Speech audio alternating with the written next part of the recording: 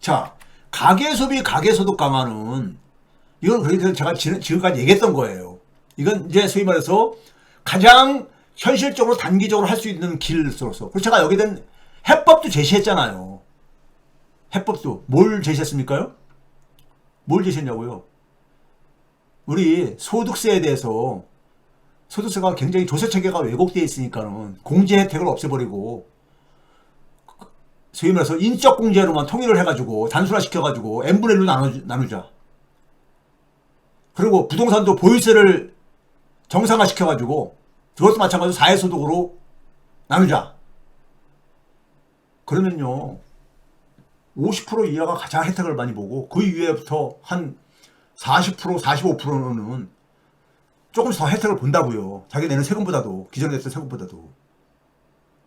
이거 세금 추가적인 소득공제를 없애는 거는 추가적인 세금도 부과하는 거 아니에요.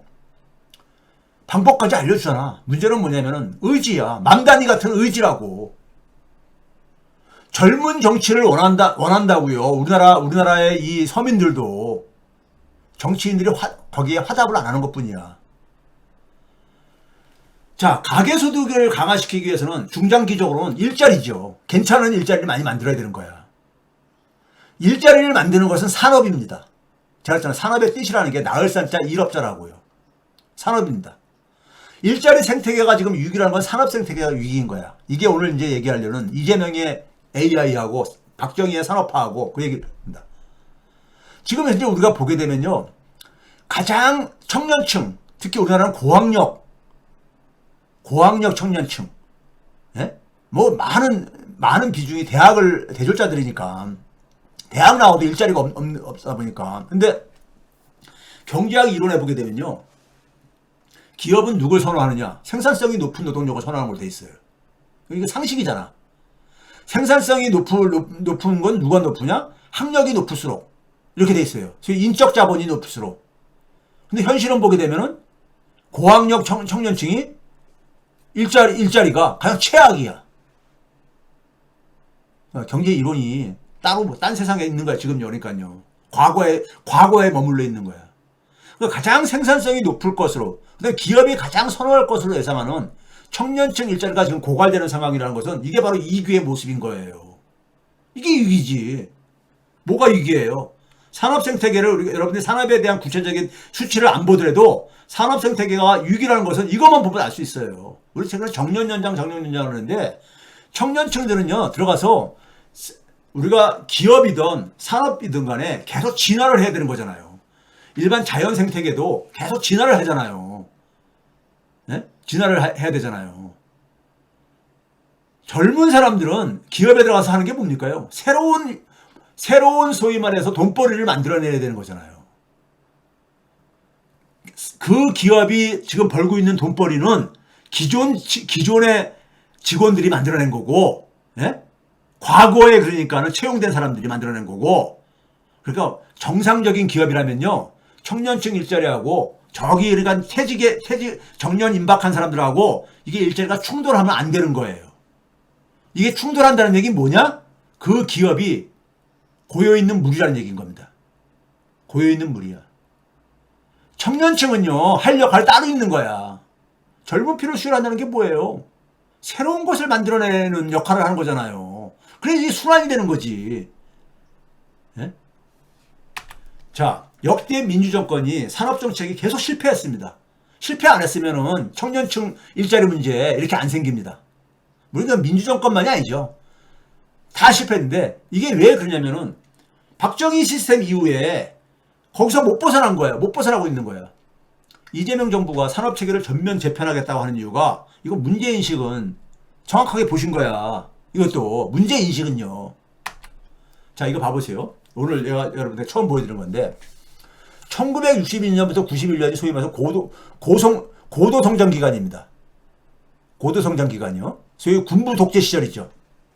군부 독재 시절입니다. 1961년부터 91년 30년간이요. 이때 성장률이 연평균 성장률이 9.8%였었어요. 1차 산업, 농림수산업 이런 것들이죠. 0.8%포인트씩 기여를 했어. 제조업이 한 3% 이상을 만들어냈고요. 그러니까 제조업 주도로 좀 간 거야. 그런데 여러분들 그 산업이 얼마나 그러니까는 활력 있고 왕성하냐를 보여주는 것은 뭐냐면요. 여러분 제조업도 여러 단계가 있습니다. 여러 단계가 있어. 이래서 여러분들 우리가 반도체를 한번 생각해 보세요. 반도체를 보게 되면 우리나라 삼성전자하고 SK하이닉스 제조업체죠. 엔비디아는 제조업체입니까? 반도체 제조하는 업체냐고요? 아니잖아요. 설계잖아요. 설계는 서비스라고 하죠. 설계 서비스잖아요. 그렇죠? 같은 AI 반도체를 서로가 생태계에 있다 하더라도 우리가 마찬가지잖아요. 어떤 제품을 만드는 단계 속에서 제품을 그러니까 우리가 디자인하고 설계하는 부분이 있고 생산하는 과정이 있고 여러 과정이 있잖아요. 우리는 제조업에서 그러면 우리가 이 소위 말해서 그 설계하는 부분들, 디자인하는 부분들, 이 부분들이 바로 뭐냐? 사업 서비스죠. 이게 고부가 가치죠.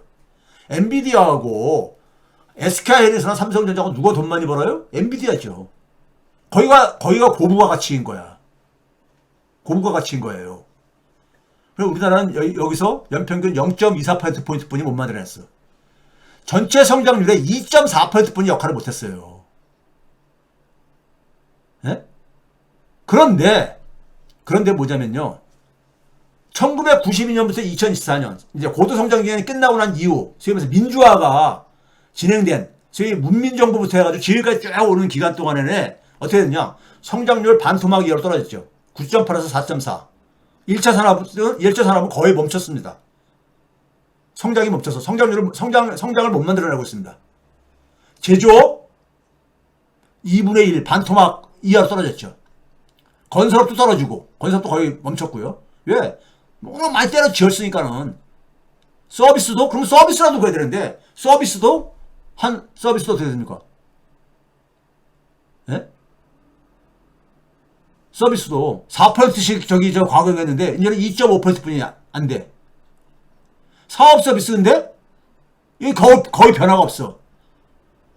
그러니까 제조업에 있어서 그러니까 우리가 고부가 가치가 사업 서비스 쪽인데 이쪽에서 그러니까는 더 진화도 못하면서 전체 이 생산 부분의 역할들이 다 다운그레이드 된 거예요. 전 부분이 다 다운되잖아. 자영업도 과거에는요 한 1.3%포인트씩 성장에 기여를 했어요. 근데 이것도 0.4로 쭉 떨어지고 안 떨어진 부분이 없어. 산업 전체적으로 보게 되면요 안 떨어진 부분이 없어. 다 떨어졌어요. 왜? 왜 그러냐? 산업화 이후 단계로 못 간 거야.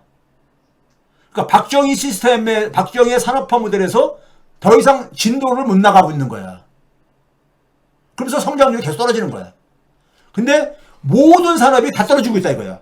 모든 생산 부분이 다 떨어지고 있습니다. 이거 여러분들 굉장히 심각한 겁니다. 반면에 미국을 한번 봐보세요. 미국을 봐보시라고. 미국은요 1962년부터 91년 사이에 그러니까 우리 앞에 군부 독재 시기죠. 연평균 한 3.5% 성장을 했는데 사업 서비스가 한 9% 역할을 했어. 그러니까 미국은 제조업이 그러니까 기반이라 하더라도 고부가 가치 부분이 미국은 있잖아요. 제조업 생태계가 선진국형이니까 우리는 종속형이죠. 네? 우리는 종속형이죠. 그러니까 기술도 그러니까 우리가 수입해야 되고 뭐도 그러니까 우리는 디자인도 못하고 그러니까는 예? 그렇잖아요. 그러니까 우리나라는 지금도 모바일도 스마트폰도 삼성전자는 제조만 하잖아요. 애플은 근데 어떻게 합니까? 서비스 부분이 많잖아요. 앱이라든가 콘텐츠라든가 아니면 소프트웨어라든가 이런 데서 예?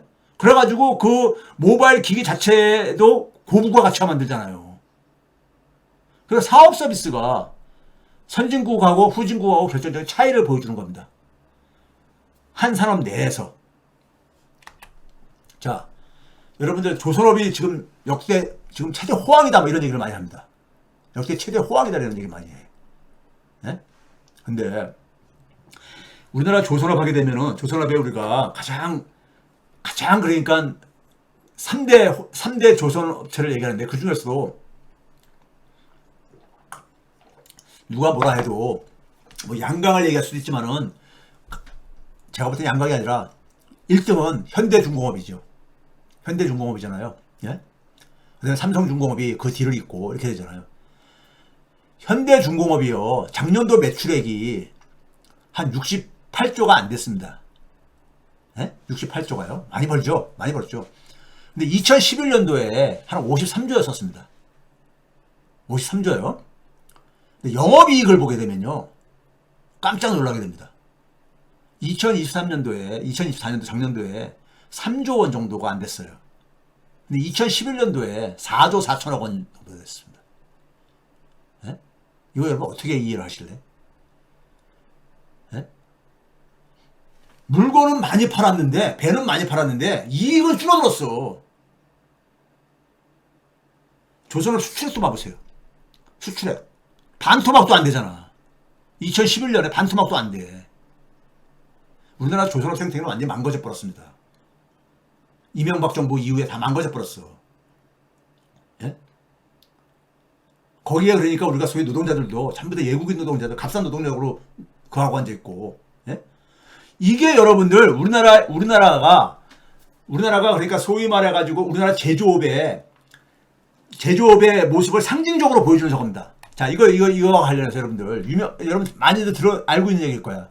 우리나라가 조선업이 제조업은요, 우리나라도 그런 과정을 겪었듯이 후발 국가들한테 점차 우리가 저부가 같이 보면 밀릴 수밖에 없습니다.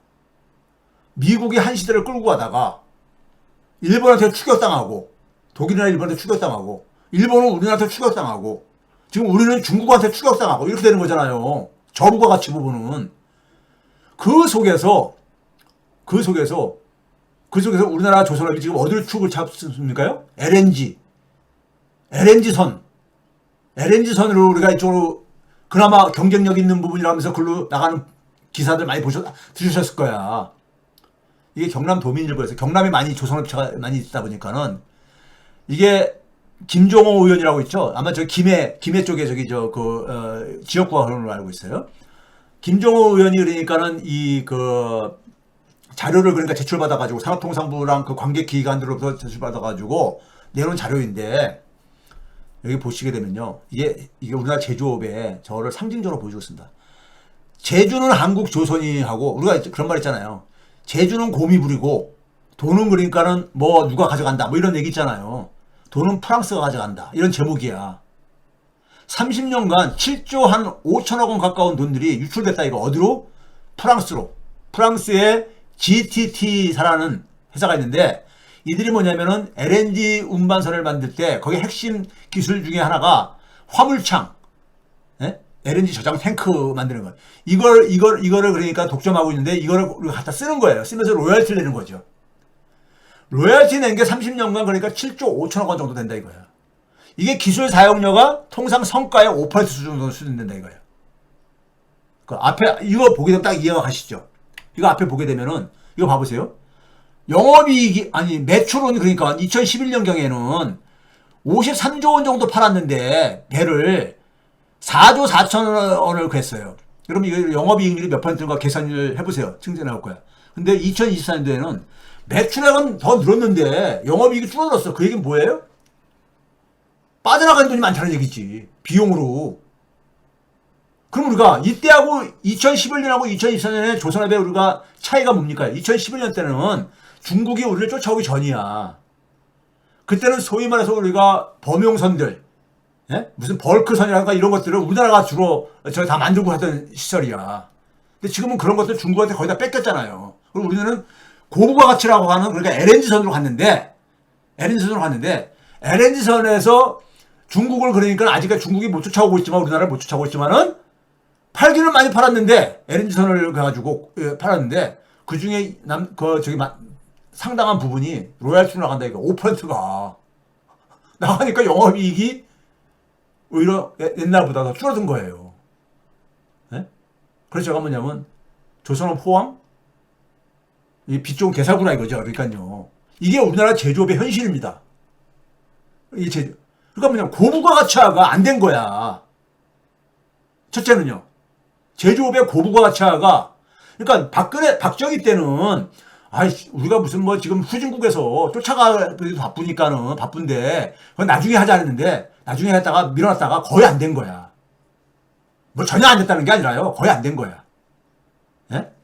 그거를 그러니까 뭐 소위 말해서 민주화 이후에 역대 정부들이 해결을 못하고 있는 거야. 그러니까 박정희가 물려준 유산 속에서 그냥 그대로 거기서 그 안에서 계속 헤매면서 성장률은 계속 떨어지고 앉아 있는 거야. 모든 부분이 다 떨어지고 앉아 있는 거예요. 떨어지고 앉아 있는 거야. 서비스 경제로도 못 가고, 예? 다 떨어지고 있는 거예요. 심지어 금융도 떨어지고 있고, 성장 기여도가 다 떨어지고 있습니다. 예? 다 떨어지고 있어. 자, 이게 우리가 제조업의 현실을 보여주고 있는 것이고요. 저는 그 다음에 이번에 이거, 여러분 유명한 사진이죠. 깐부 먹기, 젠슨항이하고, 예? 이재용하고, 그 다음에 정의선하고, 예? 사진 찍고, 어디서 치킨 먹고 치맥 했던 거. 이 사진 보면 저는 있잖아요. 굉장히 우프더라고요. 예? 우프더라고. 이게 뭐냐면, 이 뒤에서 제가 이제 설명드리겠지만, 젠슨항이 주도하는 AI 생태계에 우리나라 이제 하이 파트너로 저는 이게 딱 그게 머리에 딱 떠오르더라고요. 예? 떠오르더라고요. 그래서 최근에 피지컬 AI 얘기 많이 하잖아요. 정의선이 여기 왜 껴있어? 이게 무슨 일이 하는데 이게 피지컬 AI와 관련되어 있는 거예요. 물리적인 인공지능을 그러니까 소위 말해서 쉽게 얘기하면은 자동차 같은 데다가 예? 그러니까 인공지능 기술을 그러니까 결합시키겠다 이거죠. 그다음에 이제 뭐냐면 정부에서조차도 뭐냐면 딱 가운데 대통령하고 젠슨항이 딱 가운데를 딱 하고 양쪽에 그러니까는 소위 말해서 SK 그다음에 삼성전자, 현대자동차 그리고 왼쪽에는 그다음에 이 사람 누굽니까? 네이버의 저거죠? 네이버 맞죠? 저기죠. 예? 네이버 맞지 않습니까? 예. 그러니까 그래가지고 AI 동맹 그래가지고 GPU를 26만 장 푼다. 이게 굉장히 화제가 됐던 거 아닙니까? 예? 26만 장. 난 이거 가지고 국힘당이 하는 얘기 보면 있잖아요. 얘네들은 어떻게 해, 진짜. 그냥 그러니까 이재명 정부를 그러니까는 인정하는 거는 얘기를 할 수가 없는 거지, 그냥. 뭐든지 다 이제 흠집을 잡아야 되는 거야. 그래도 근데 너무 우하다 보니까는 그냥 코미디 같아. 코미디 같죠. 어쨌든 간에. 근데 엔비디아가 그러니까 우리나라만 좋으라고 이렇게 판 건 아니죠. 예? 여기는 그러니까 우리가, 예? 소위 말해서 이 엔비디아가 이 매출이 줄어들게 되면 지금 AI 거품론이 많이 가잖아요. 떨어지는 걸 막기 위해서, 여전히 잘 나가고 있다. 예? 하기 위해서 이 수요처를 그러니까 26만 장이면 그러니까 우리가 상상했던 거 이상이잖아요. 예? 그러니까 이게 딱 어쨌든 간에 대통령하고 이재명 대통령이 우리나라 AI 3대 강국을 딱 예치려 나오고 에이펙에서도 또 이제 무슨 얘기한 거 뒤에서 얘기할게요. 얘기했으니까 거기에 젠슨하고 딱 하고 딱 그랬단 말이에요. 난 이거 보고선도요 참 우프더라고요. 우리가 과거의 유산이 AI 주도의 생태계로 전환되는 과정에서도 또 반복되는 게 아닌가 하는 생각이요. 자, 이거 봐보세요. 우리나라가 박정희 이후에 소위 말해서 92년도 이후에 우리나라 산업을 사실 그러니까는 여기까지 끌고 온 힘은 뭡니까요? 뭐니 해도 거기에 주역은 반도체잖아요. 반도체죠. 반도체를 한번 봐보세요. 반도체가 수출액을 보게 되면요. 요즘 지금 역대 최대 수출액이거든요. 3분기가 역대 최대입니다. 최대인데 올해 10월 달이 거의 600억 달러에 가까운 거예요. 그러니까 이게 이제 뭐냐면 총 수출액을 2021년, 그러니까 4년 전이죠. 이때에 비해 가지고 거의 한 50억 달러 가깝게 증가한 거잖아요. 40억 달러가 증가한 거네요. 근데 반도체 수출액이 거기 중에서 반도체가 얼마 증가했습니까요? 총 수출액이 40억 달러가 증가했는데 반도체 수출액이 얼마가 증가했습니까요? 46억 달러가 증가한 거예요. 46억 달러가요. 즉 그 얘기는 뭡니까? 반도체를 제외하면은 2021년 4년 전보다 수출액이 줄어들었다는 얘기입니다. 그렇죠? 그렇잖아요. 그러니까 반도체 착시 효과가 여기 있는 거예요. 최근에 이 수출 역대 최대는요. 예? 반도체를 제외하면 줄어들었다 이겁니다. 4년 전보다. 거기다가 우리나라 주력 산업이라는 게 있습니다. 13개. 요새는 뭐 15개로 뭐 2차 전지 무슨 뭐 바이오 이런 것도 하지만은 그건 수출액 규모가 크지 않다 보니까는 하고 전통적으로 13대 수출액 중에서 이 제조업, 우리나라 주력 제조업입니다. 12대를 보게 되면 거기 조선업이니 뭐 자동차니 뭐 다 포함하는 거 되는 거죠. 2021년에는 307억 달러였었는데 올해는 300억 달러도 안 됩니다. 예? 지금 무슨 얘기냐면은 반도체의 힘이에요. 반도체의 힘. 여기서도 딱 보다시피요. 그런데 자, 반도체 생태계의 실적을 한번 비교를 해봅시다. 3분기는 아직 TSMC하고 대만의 TSMC하고 엔비디아가 아직 발표를 안 했기 때문에 2분기 거 가지고 발표를 했습니다. 삼성전자는 여러 사업 부분이 있는데 반도체 부분만 띄어내가지고 합치한 겁니다. SK하이닉스하고 삼성전자의 반도체가 매출액을 합한 게 394억 달러예요. 2분기에 394억 달러인데 TSMC가 302억 달러 정도 됩니다. 엔비디아가 근데 뭐냐면 467억 달러야. SK랑 삼성전자 합한 것보다도 더 많죠. 근데 영업이익만 보게 되면 더 격차가 벌어집니다. SK하고 삼성전자가 반도체가 벌어들인 영업이익은 68억 달러인데 TSMC가 혼자서 벌어들인 게 한 150억 달러 돼요. TSMC는 지금 뭐냐면 시총이 1조 달러 돌파했죠. 1조 달러 돌파한 기업이 미국에서도 손에 꼽잖아요. 근데 TSMC는 그러니까 거기에 진입을 한 거란 말이에요. 엔비디아는 뭐냐면은 284억 달러를 그러니까 TSMC보다 한 2배 정도 더 버는 거죠. 이게 반도체 생태계의 현실을 잘 보여주는데 여기서 봐보세요. 여기서 TSMC하고 SK, 삼성전자는 다 뭡니까? 이 제조업체입니다. 반도체를 제조하는 제조업체죠. 한국은 메모리 받고 있고 TSMC는 뭐냐면은 이 파운드리 쪽을 맡고 있는 거고 엔비디아는 뭡니까? 설계회사잖아요. 설계회사잖아요. 그러니까 소위 말해서 반도체 생태계 속에서 그러니까 소위 사업 서비스에 해당되는 거가 엔비디아고 삼성전자하고 TSMC는 제조인데 그중에서 TSMC가 훨씬 더 그러니까는 안정적으로 시장을 확보하고 있다는 얘기인 거죠. 예? 자, 이거 그거고요. 그 다음에 이제 우리가 지금 AI 혁신을 지금 이제 그러니까는 이재명 정부가 지금 이제 추진하고 있습니다. 11월 달에 이제 그러니까 그 액션 플랜이 나올 거예요. 나올 건데 한번 이제 구체적으로 봅시다. 지금 이제 박정희가 만들어낸 것은 산업화 때 그러니까는 소위 제조업 생태계 중심으로 했는데 우리는 주로 제조 중심으로 했고 고부가 가치인 사업 서비스 부분은 우리는 굉장히 그러니까는 빈곤한 상태였던 거예요. 그런데 민주화 이후에도 지난 35년간에는 제조업 여전히 중심적인 역할을 하는데 문제는 그 이후에는 산업 생태계의 기술의 지각 변동들이 진행됐는데도 불구하고 우리는 거기에 제대로 대응을 못했다 이겁니다. 그걸 지금부터 보여드리려는 거예요. 90년대 후반부터 우리 산업 생태계에는 지각 변동이 일어났죠. 소위 IT 혁명이니 무슨 뭐 인터넷 혁명이니 그리고 그 이후에 우리가 소위 말해서 데이터 혁명이니 최근에 인공지능 혁명까지 해서 쭉 이 혁명이 일어났잖아요. 기술 혁명이요. 4차 산업혁명 뭐 얘기하고 막 그러면서요. 그래서 새로운 기술이 나오면요. 새로운 그러니까 사업 모델들이 나옵니다. 새로운 돈벌이 방식이요. 그 90년대 닷컴 사업 모델이 그거고 그 위에 플랫폼 사업 모델이 그거고 그렇죠? 거기서 또 기술 진보가 진행되면서 모바일 혁명이 일어나고 데이터 혁명이 일어나고 AI 기술 진보가 일어난 거죠. 예? 그 진행 과정이 지금 현재 진행되고 있는 거예요. 산업 전반으로 확산되고 이렇게 영향을 행사하고 있는 거죠. 그러면 이 상황 속에서 어떤 산업 생태계는 어떤 영향을 미치느냐? 기존 산업은 고부가가치화로 이제 넘어갑니다. 왜? 후발 국가들은 계속해서 이제 쫓아올 게 아닙니까? 중국이 우리나라 쫓아오듯이. 예? 아까 조선업을 얘기했듯이요. 제조업은 기존 저부가가치 부분은 우리가 이제 그러니까 밀려날 수밖에 없어요. 이건 자연스러운 겁니다. 예? 임금 경쟁력에서는 격차가 있고, 그 다음에 뭐냐면 기술 경쟁력은 많이 축소가 되고 그러니까요. 예? 우리가 일본하고 격차가 일본을 따라잡고 그랬듯이요. 예? 그런 거죠. 그러면 그 제조업을 좀 더 고부가가치로 갈 수밖에 없죠. 근데 그 고부가가치가 우리나라는 가야 되는데, 결론부터 얘기하면 못 갔다는 얘기고요. 수치가 보여주는 것은요. 그 다음에 새로운 기술이 나오면은 새로운 사업 모델이 나오면서 새로운 산업이 만들어집니다.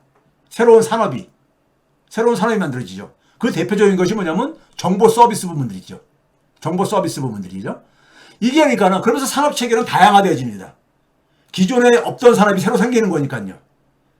그래서 기존 산업은 고부가가치로 가야 되고 새로운 산업이, 신산업이 등장하는 거, 이게 원활하게 진행됐느냐 안 됐느냐가 우리나라가 지난 35년간 파악해야 될 저거라 이거예요. 자, 그럼 봐봅시다. 여러분들 이거 봐보세요.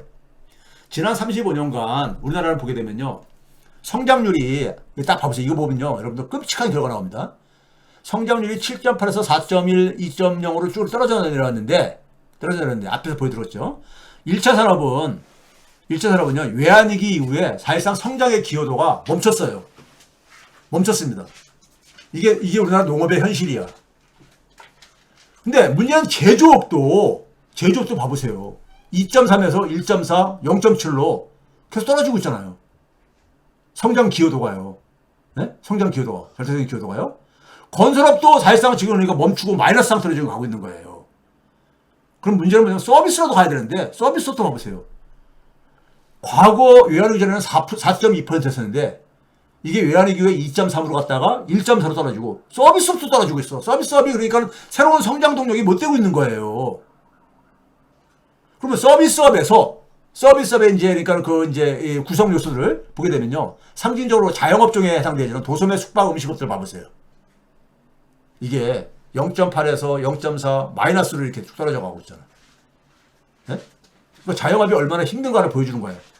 금융도 봐보세요. 금융을 보게 되면 금융도 떨어지고 있잖아요. 0.6에서 0.3, 0.26으로 떨어지고 있잖아요. 문제는 신산업이 정보 서비스 이런 것들이 이걸로 이제 우리가 흔히 말해서 IT 강국이 되겠다고 해가지고 김대중 정부 때 외환위기 이후에 그렇게 한 거잖아요. 그런데 그 IT 투자는 일부는 제조업으로 간 거고 일부는 정보 서비스로 가는 건데 정보 서비스 부분이 봐보세요. 0.5에서 이게 이제 고부가 가치 부분들인 거죠. 0.5에서 0.3, 0.2로 계속 떨어지고 있어요. 그러니까 신산업도 못 만들어내고 있고 기존의 제조업의 고부가 가치화도 안 되고 있고 그 고부가 가치화가 나타나는 게 바로 사업 서비스 부분이죠. 0.5에서 0.3, 0.1로. 그러니까 전체 부분이 다 떨어지고 있어. 전체 부분이.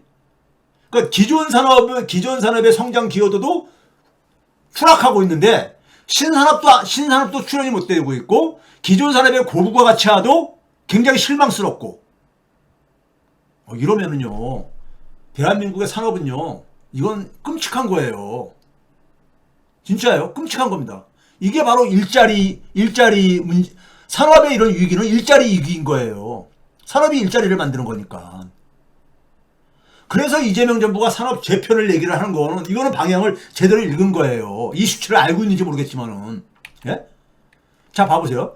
반도체가 그러니까 소위 말해서 90년대부터 삼성전자가 성장하기 시작했던 거 아닙니까? 그러니까 반도체 시대가 주도한 거잖아. 근데 연평균 반도체 수출액이요, 외환위기 전에 124억 달러, 외환위기 이후에 한 22년간 474억 달러. 그 다음에 이게 연입니다. 연평균입니다. 그러니까 이거 전체로 비교한 거 아니에요. 그 다음에 코로나 팬데믹 이후에 1194억 달러로 계속 증가했어요. 그러니까 외환위기 전을 1로 났을 때 3.8배, 9.6배로 계속 증가했어. 전체 수출 비중도, 반도체 수출 비중도 계속 증가해왔습니다. 증가 이렇게 했는데 왜 근데 제조업의 성장 기여도는 계속 하락하냐 이거예요. 계속 하락했냐 이거예요. 그 얘기 뭡니까요? 반도체가 그러니까는 저렇게 성장하는 거 빼놓고는 나머지는 지금 몰락이 굉장히 빠르다는 거예요. 아까 조선업 봤잖아요. 그리고 반도체가 성장함에도 불구하고 고부가 가치화가 안 됐다는 거야. 그게 사업 서비스 나타나는 거죠. 고부가 가치화가 안 된 거지. 네? 우리나라 모바일도 우리나라 제조업의 단계에서 못 벗어나잖아요.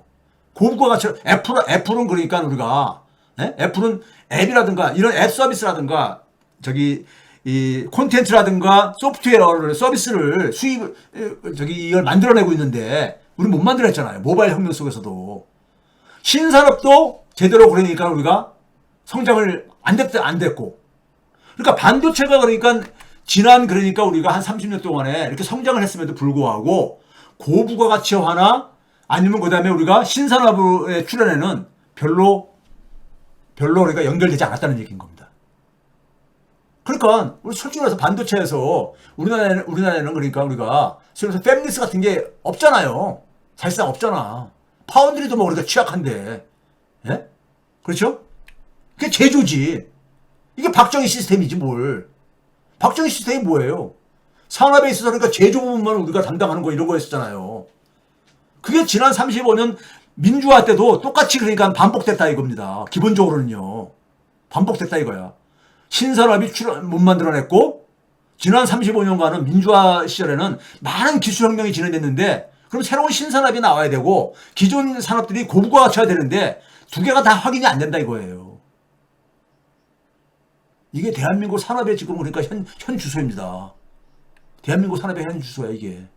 예? 자 그러면 그러니까 지금 그걸 정리한 게 그거예요. 고부가 가치 분야의 사업 서비스가 그러니까 계속 취약성을 보이고 있고 줄어들어가고 있어요. 성장 기여도가 줄어들고 있어요. 줄어들어 왔으니까. 정보통신 산업으로 이동을 이라는 걸 우리가 이렇게 우리 머릿속에는 IT 강국이라고 하지만은 굉장히 여전히 후진적인 IT 산업 생태계를 우리가 구조를 갖고 있는 게 확인된 거예요.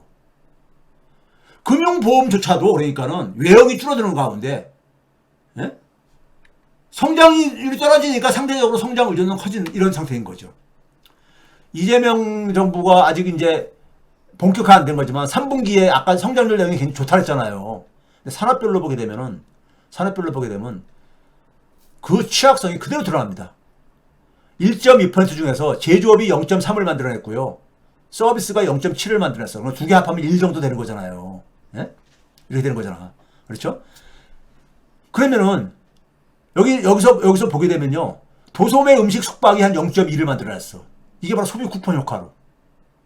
정보통신이 한 0.1 정도 나오고 사업 서비스 0.1 정도. 그 굉장히 취약한 거야. 우리나라 이제 이 신산업하고 사업 서비스 부분이요. 예? 자, 그다음에 이제 우리가 이번에 에이펙에서 K컬처 얘기했잖아요. 문화창조산업. 나 딱 이거 보고서는 문화창조산업 협력 필요성을 얘기하면서 이거 우리가 주도할 수 있는 거니까는 중요한 거죠. 예? 근데 박근혜 때가 딱 생각나는 거야. 박근혜 때 우리가 소위 말해서 창조산업, 창조경제 뭐 이런 얘기 했었는데, 근데 앞에 이제 문화를 더했는데 그러다 보니까 박근혜 때는 굉장히 모호성 때문에 헤매다가 4년을 끝났는데, 요즘은 이제 K컬처라는 게 뭔지를 우리가 많이들 알고 있으니까는. 근데 문화라는 것은 결국 민주주의의 힘의 원천이에요. 우리나라 대한민국의 이 K컬처가 부상하기 시작한 게 김대중 정부 때 지원은 하되 간섭은 하지 않는다는 이 정책에 따라서 민주주의가 회복되어지면서 이게 그러니까는 부상한 거 아닙니까? 그리고 기본적으로 다양성이 필요한 거잖아요. 뭐는 안 돼, 뭐는 안 돼, 이런 사고는, 예? 상상력을 제약하잖아요. 예? 그렇죠? 민주주의하고 다양성이 넘쳐나야 되는 거야. 강물처럼. 그리고 거기다가 뭡니까? 사람이 중요한 거죠. 사람이 하는 거니까는. 그리고 공감 능력이 중요한 거죠. 예? 근데 이런 게 되려면 민주주의하고 다양성이 강화되려면 민생이 해결돼야 됩니다. 서민들의 경제력이 강화돼야 되는 거예요. 예? 이것도 마찬가지로요. 자, 근데 문화산업을 한번 봅시다. 문화산업 보게 되면요. 우리나라 현실을 보게 되면 이것도 줄어들어오고 있습니다. 줄어들어오고 있어. 외환위기 전에 0.12%포인트를 기여했는데 외환위기 이후에 0.07, 0.04 팬데믹 이후에는 0%로 예? 성장 기여도가 이게 현실이에요. 예? K컬처 얘기했지만은